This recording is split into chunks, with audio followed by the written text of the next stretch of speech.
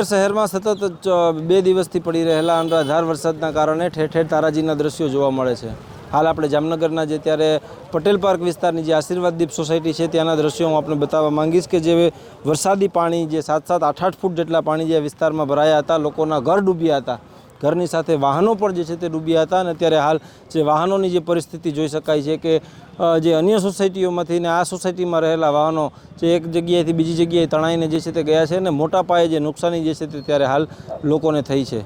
જે રીતના ઘર વખરીની નુકસાની હોય કે જે વાહનોની નુકસાની હોય, તમામ જે અત્યારે લોકો પર જે આબ ફાટ્યાની પરિસ્થિતિનું જે નિર્માણ જે છે તે થયું છે।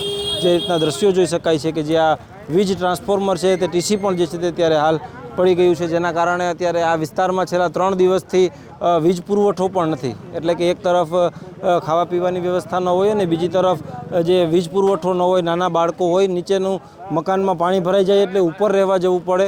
એટલે કે એક મધ્યમ વર્ગીય માણસ પર જાણે અત્યારે આપ ફાટ્યું હોય તે પ્રકારની પરિસ્થિતિનું નિર્માણ થયું છે। સ્થાનિકો આપણી સાથે ઉપસ્થિત છે, કઈ રીતની પરિસ્થિતિ હતી આપણે તેમની પાસેથી જ જાણવાનો પ્રયાસ કરશું।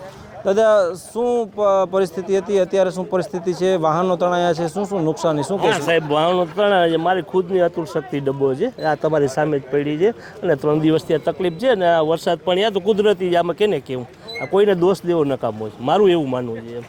બરાબર, અત્યારે શું પરિસ્થિતિ છે? ખરાબ જ છે પરિસ્થિતિ, ઘરમાં પાણી કરી ગયા, ઘરે આવીને તમે જોઈ જાઓ, બધે પરિસ્થિતિ ખરાબ જ છે, પણ કોઈને દોષ નહીં દેવાનો એમ, કુદરતી છે। બિલકુલથી આપણી સાથે અન્ય લોકો પણ છે, તેમની સાથે પણ વાત કરશું।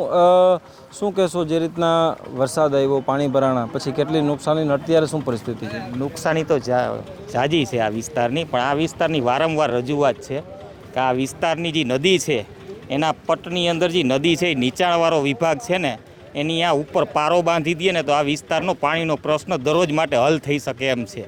અને આ વારંવાર રજૂઆત થઈ છે જેએમસીની અંદર, પણ ક્યારેય એ રજૂઆતને ધ્યાનમાં લેવામાં આવેલી નથી। પણ એ પારો જો એક અહીંયા ગોળાઈ મારે છે જે નદી, એ નદીને કદાચ ઊંચી કરી દે ને એટલામાં પારો મારી દે ને તો આ વિસ્તારમાં પાણી આવે જ નહીં, અને આવે તો આના કરતાં કદાચ 20 કે 25% જ પાણી આવે, તો આ વિસ્તારનું દરરોજનું માટેનું એક પાણીનું ઉકેલ નીકળી જાય એમ છે એમ।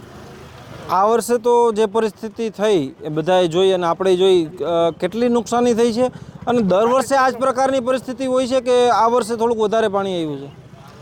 આ વર્ષે વધારે, ત્રીજા વર્ષે કરતાં આ વર્ષે વધારે પાણી આવ્યું છે અને આજુબાજુ વાહનને ને મકાનને બહુ નુકસાની થઈ છે। માલ, અનાજ બધું ડૂબી ગયું છે અને ઘરમાં પાણી ગરી ગયા છે। રાત્રે પાણી ગર્યા હતા, હવે ક્યાં બધાને પછી આશરો ગોતવો, બધું પલળી ગયું છે। નુકસાની લગભગ લાખો રૂપિયાની થઈ ગઈ।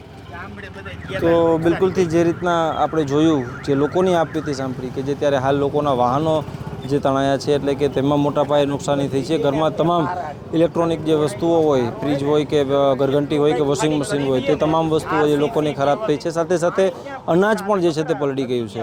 એટલે જામનગરમાં આબ ફાટ્યાની પરિસ્થિતિ થઈ છે, તેના કારણે પૂર આવ્યું છે, પરંતુ જે વરસાદ બાદ જે આબ ફાટ્યાની પરિસ્થિતિ જે લોકો પર થઈ છે તેને કારણે અત્યારે હાલ જે મધ્યમ વર્ગીય લોકો છે તેની જે કમર જે છે તે ત્યારે હાલ તૂટી જાય તેવી નુકસાની જે લોકોને થઈ છે। આવનારા સમયમાં સરકાર શું નિર્ણય લેશે તે જોવું ખૂબ મહત્ત્વનું રહેશે। સરકાર આ જે પીડિતો છે તેમની વહારે આવે તેવી અત્યારે હાલ લોક માંગ ઉઠી છે।